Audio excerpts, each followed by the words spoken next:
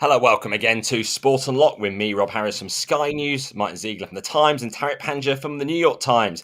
And a particular hello to all our many listeners in Russia, where we're number 31 this week in the sports pod chart there. Privyet. Hello, everyone in Russia. That's strange, isn't it? We're not particularly. I'd say we are pretty critical of Russia usually in this podcast, but maybe that's why we're so popular.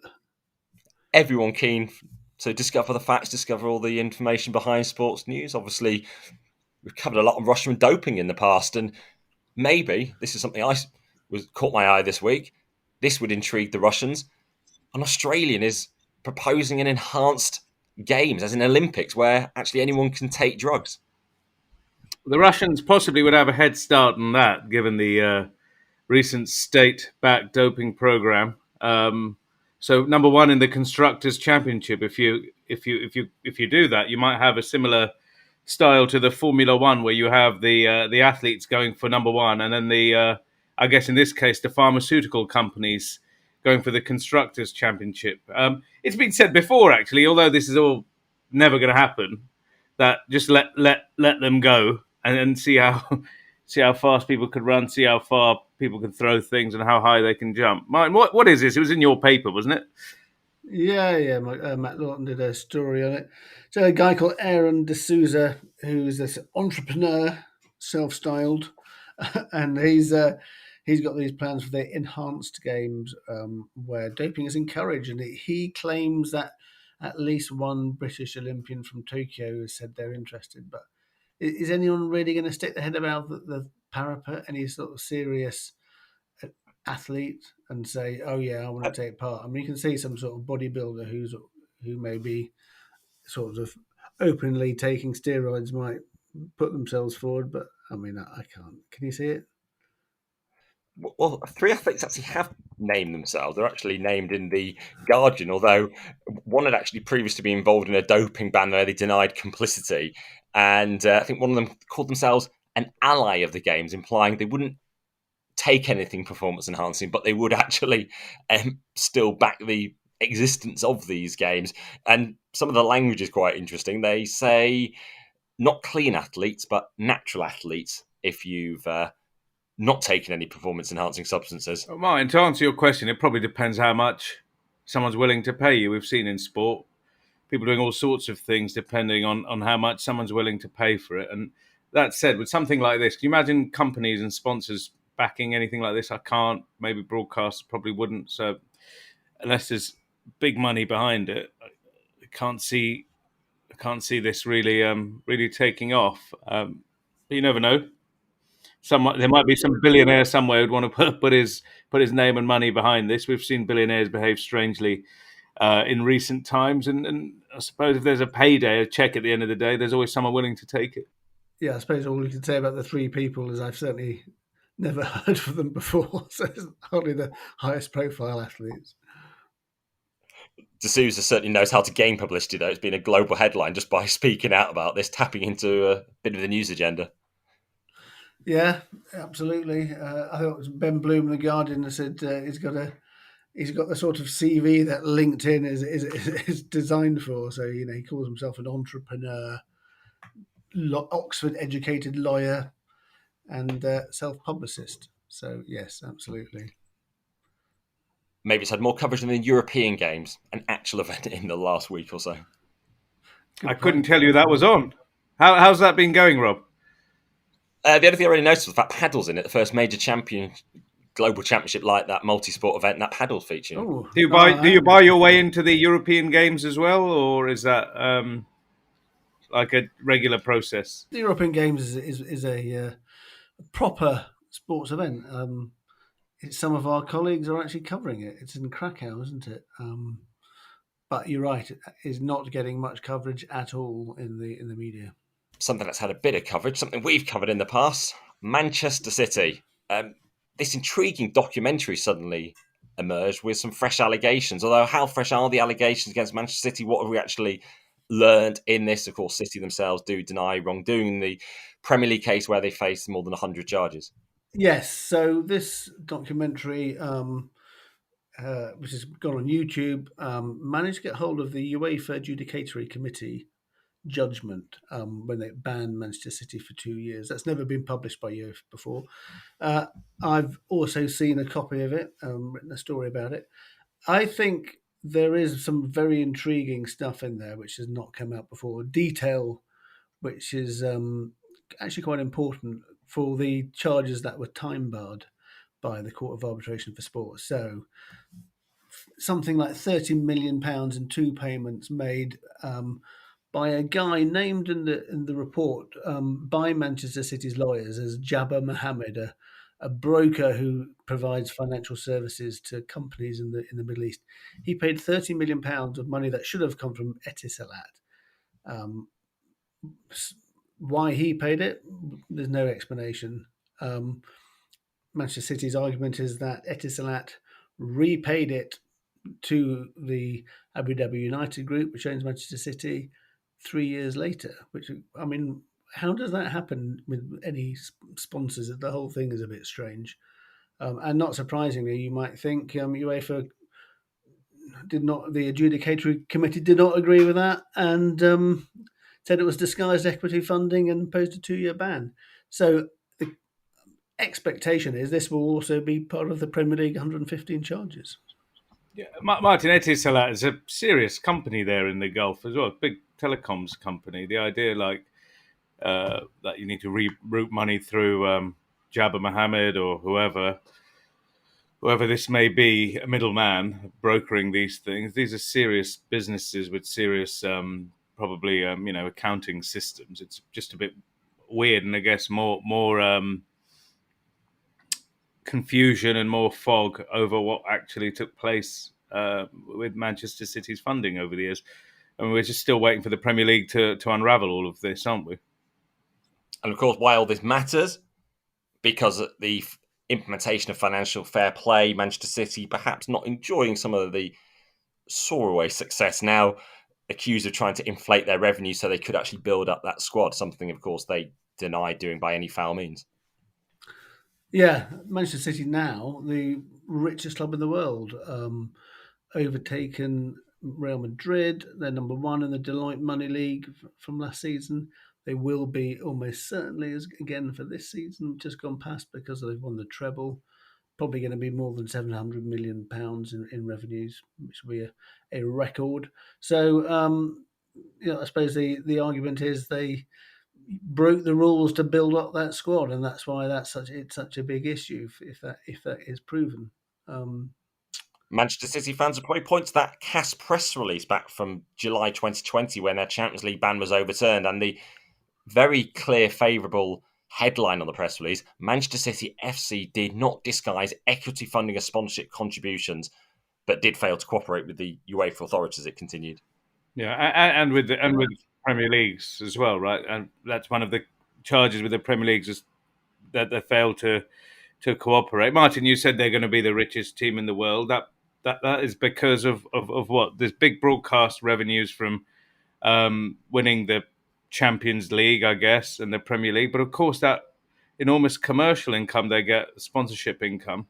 And not to labour the point, the weird thing with Man City has always been with the commercial, which they're at top levels compared to some of the other teams, is if you talk to experts in the field, they are not among the most popular football teams in the world. So it's incredible that they're able to generate all this additional revenue without those eyeballs that Real Madrid, for example, get, or even Manchester United, in terms of their global appeal for sponsors. He says TV and ticket sales will mean the Champions League victory is worth £113 million. So, a lot of detail there. Well, they probably are quite keen for those figures to come out at the time, in the knowledge that this new FFP revelations were going to come out. But although also in the week that Manchester United released their own financial projections. Yes, exactly. So I think Manchester United have upped their financial projections, so they think they're going to reach up to £640 million, which is 50 million higher than they had originally forecast, probably as a result of qualifying for the Champions League, finishing third, getting to the final of the FA Cup. So maybe this was a sort of, they United basically forecasting they were going to break the Premier League record, and now it looks like Manchester City are going to actually outdo them anyway. So yeah, that's probably timing around that as well. Mike Keegan, you mentioned that he's been quite busy with all things in Manchester. He's been writing quite a lot about those various deadlines for the Manchester United bids with that potential sale. That's just dragged on all summer as well. That Manchester United number as well, Martyn, you just mentioned, with this record revenue for Manchester United too. Just no sign of any white smoke with the United sale yet. No, there's so many rumours around, aren't there? I mean, there's rumours this week of the Glazers considering not selling at all now, or they get the sort of they're more likely to go down the minority stake investment. But no wonder Man United fans are absolutely sort of biting their fingernails to bits because I'm sure they're really frustrated because I think almost as frustrated as the poor journalists who have to cover the story. And of course, when the Glazers did say effectively the club was going to be put up for sale, it was just exploring different strategic investment options, wasn't it? So they never actually guaranteed there would be a sale back in November. But I don't think we expected to be this far down the line. They have been doing transfer business, though, wrapping up a deal for Chelsea's Mason Mount. And actually, we've seen it unusually busy this June, haven't we, for football transfers? Is it because there's no men's tournament? Is it because of the end of the financial year? I think the end of the financial year is really important. I think, for example, Chelsea have made big losses, spent a lot of money over the last 3 years. They really needed to get a lot of sales done by June the 30th because otherwise it goes into the next financial year. So for FFP or Premier League's profit and sustainability rules, they need to claw back quite a lot of money from selling players. And Mason Mount is a very good one for them because he's an academy product. There's no transfer fee which needs to be amortised, so they can bank the full 55 million that Manchester United paying up front, and that is a big step towards complying with those rules. Now, obviously, they're not in Europe next season, but this season just gone past. Well, if they get to Europe in a year's time, then actually the finances for this season will be important. Now, a whole feature of Chelsea's ownership under Todd Bowling clearly, because some of those long contracts, those big signings over the last year, part of the reason why they've had to sell players like Mason Mount as well as Mendy and Kante, etc., to Saudi Arabia. But these 8-year amortized contracts, they won't be able to happen in future, will they? Because we've had the decision from UEFA, from the executive committee, confirming something you reported, Martyn, earlier in the year, that they'll be limited to 5-year contracts for players now, clubs. Yeah, so you can still have 8-year contracts if you want, but in terms of spreading the cost of the transfer over the length of the contract, there will be a maximum of 5 years. So they won't be backdated for people like Fernandez, who's had his contract signed already before this 8.5 years. But it will happen in future, and I think it's probably quite a good thing because I think if you get tempted into offering these really, really long contracts, it could be bad news for clubs and they could be left with players that they don't want and they're very costly. Nobody wants to buy them. It can actually rebound quite badly on you. So I think it's actually quite a protective measure for clubs as well.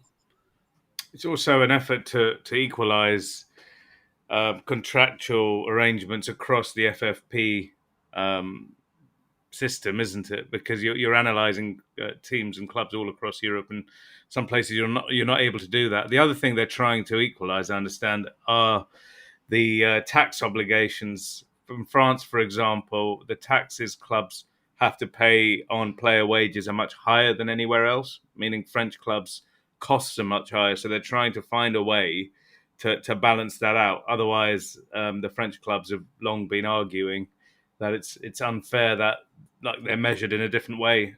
Something that UEFA is now looking at with FFP. It just seems a constant effort to try and get FFP in order for the last couple of years. We had the pandemic. We've got this stuff now. It's quite hard to understand and see what FFP actually looks like sometimes. Martyn, do you think there is an easy way of of working out what the cost numbers are these days. It used to be a lot easier. That's when the clubs were able to get away with it as well. But this new thing, I can't get my head around it. Do you think it's quite easy to analyse? No, it's not. And I think you're right. This thing about the different tax regimes is a important factor because yeah, you can say if you're in France compared to a team in Switzerland, then there's massive differences. Something else decided by UEFA, the most logical, inevitable decision, that very long, clunky title, the Europa Conference League, is being shortened to just the Conference League. I mean, even on social media, they were struggling to get the account names and for it to fit in. I think they should have made it even longer. You know, you could have the UEFA Europa Conference Premier League. That would have been good. Any name suggestions, bring them in. Something else caught your eye, I think, Tariq in particular. How are fans getting more involved at UEFA?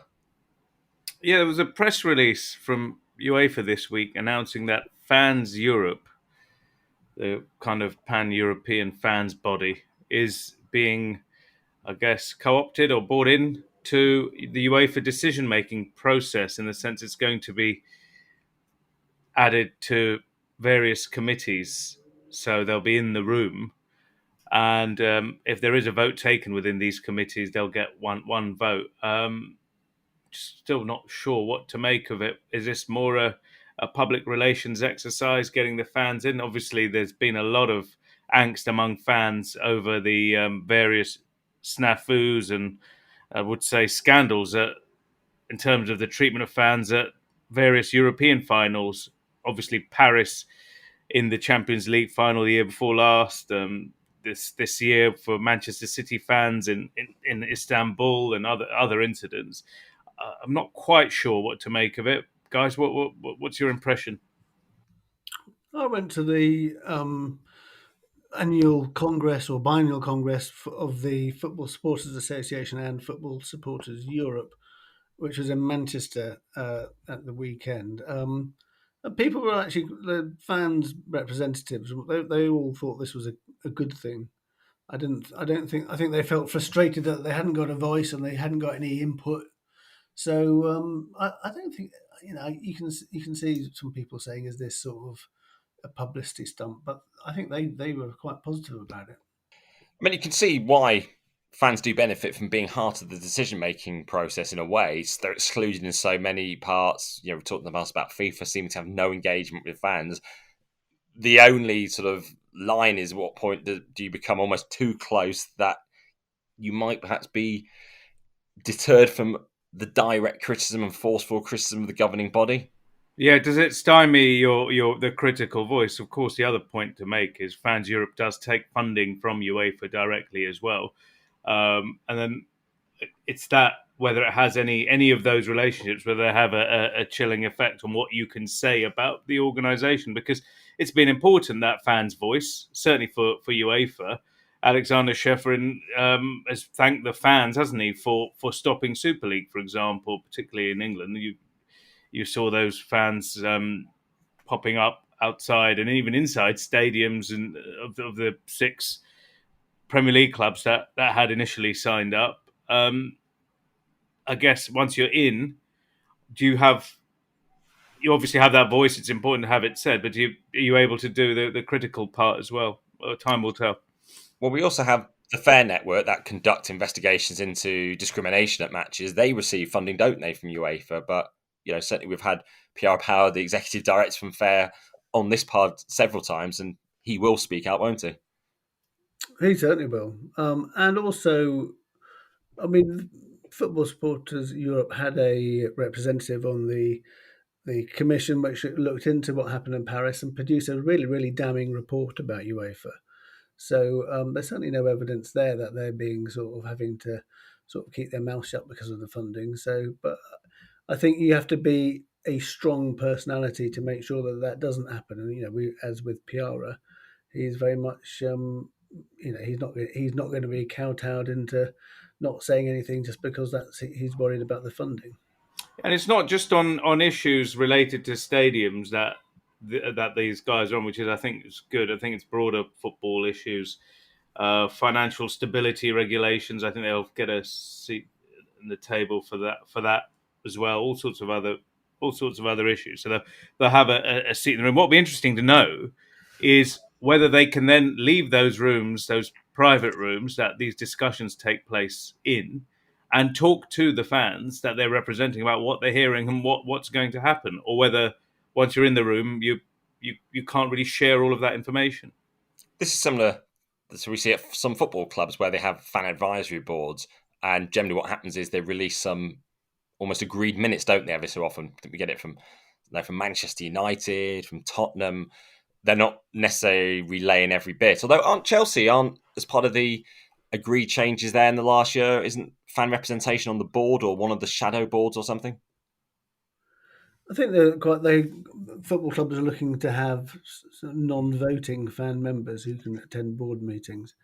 Um, but I think you probably have to sign confidentiality agreements when you go on those because they'll be commercially sensitive information. So I think that's probably a tricky one.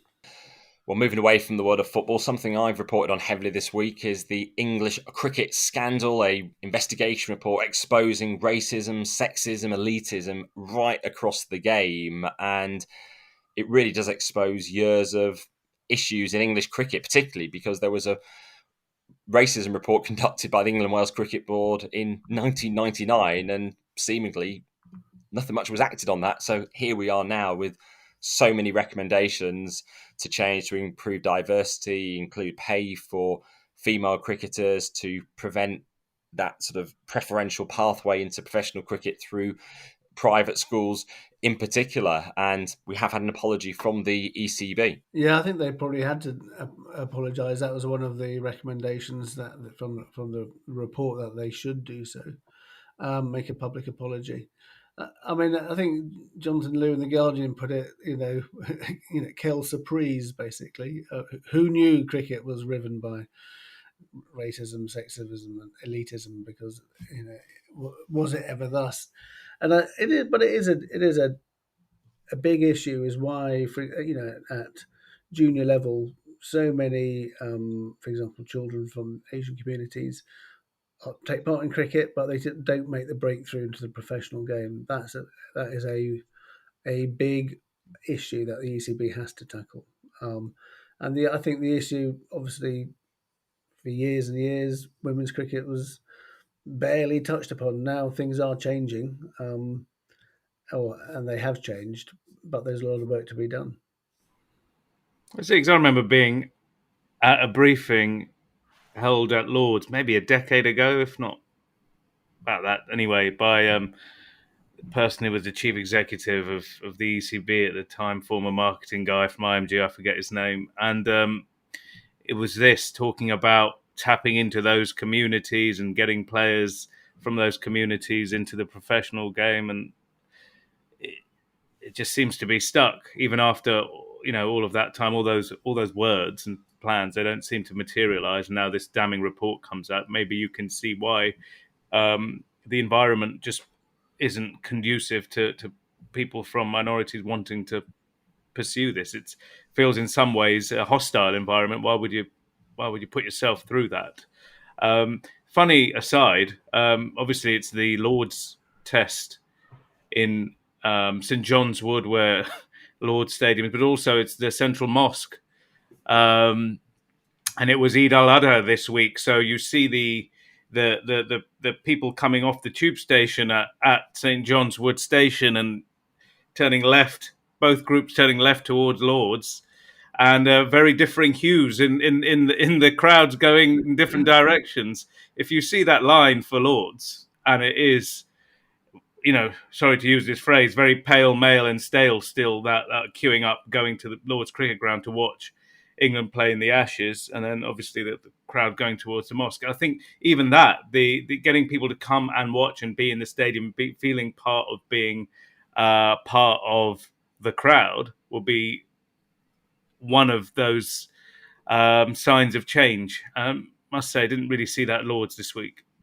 No, I didn't. I was there at Lord's, actually, particularly when Just Stop Oil stopped play as well with their protest. And you do get a sense of that sort of crowd lacking diversity, of course, issues in the press box as well, without the sort of diversity there.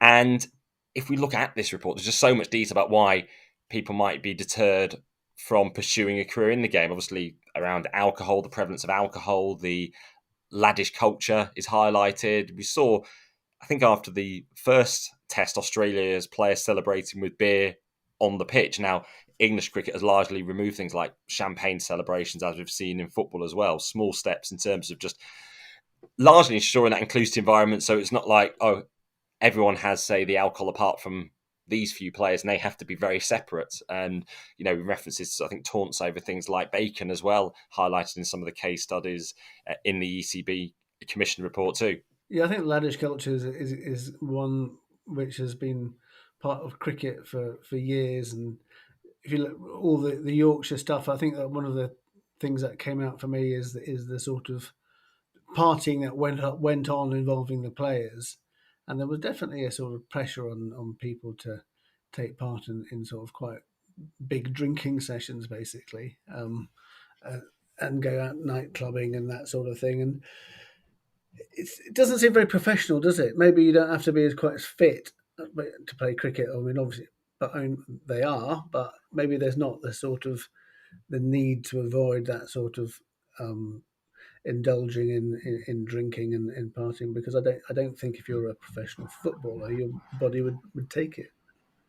No, see, some of the transition from young athletes into professional cricket comes through the university system as well, doesn't it? And I dare say the high level teams at British universities will also engage in some of this culture as well. And I would like to. I'd be interested to see what the diversity level is at the top tier of British university cricket as well, because I wonder if it has the same kind of blockages because of that culture. Yeah, we should get into the whole university drinking culture at sports in depth, because I've got some things to say about that. But no, I think you're right, and I thought that the whole sort of class divide is also interesting, because cricket in state schools, that has just gone through the floor in terms of the number of schools that are playing it, and I think that's got to be the biggest thing that the ECB has to tackle. I think in terms of Yeah, but is that a playing fields issue, Martyn? Is that a playing fields issue? I mean, a lot of comprehensive schools had their playing fields taken away and moved for other development post Thatcher. I don't know how many comprehensive schools have access to cricket. You need a field, don't you? Yeah, the cost as well, because maintaining a pitch, it's not like just a football pitch, or some schools might now have artificial pitches. You need the cost and time of like having a proper cricket pitch is it's not easy. So schools need to be given access to facilities that aren't theirs, perhaps. And the report particularly also highlights the decline in the number of black players playing cricket too.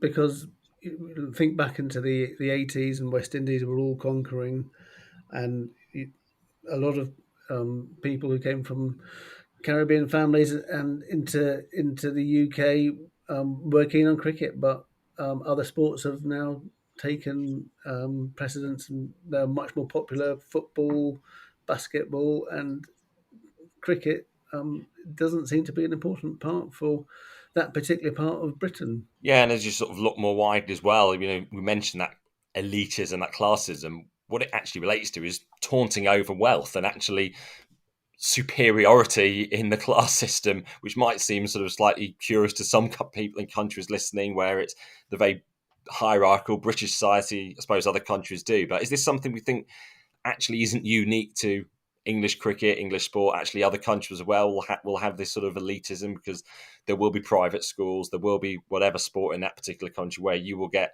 that preferential path, won't you? Yeah, probably. I mean, the other thing is like the private schools. So it's not like that everyone who in the England cricket team, for example, is sort of necessarily your typical private schoolboy. For example, Joe Root went to a comprehensive school till he was 16. Then he got given a scholarship by I can't remember what school it was, but so for he said he is put down as having been a product of a private school, because I think he went for the sixth form on a free scholarship because they just wanted him to play for their cricket team. So it's I think it's not quite as simple as just looking at the class divide like that. So I think there are nuances to it.